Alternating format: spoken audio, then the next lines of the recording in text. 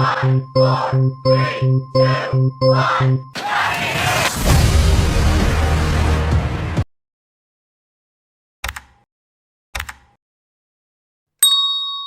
Welcome to another tutorial. First of all, like and subscribe to my YouTube channel. Then we are going to start a video. Please watch the full video. Do not skip. Open the pixel app, select a color, adjust the color. Then select the import button. Go to the gallery, select a photo, adjust the photo, copy the photo. Then select the opacity, effect shadow enable button on. Then select the 3D shape, select the Y rotation, adjust the shape. Then copy the photo, select the 3D shape,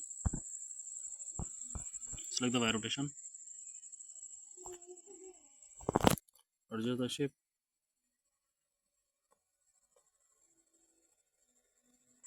Please like the video and subscribe the channel.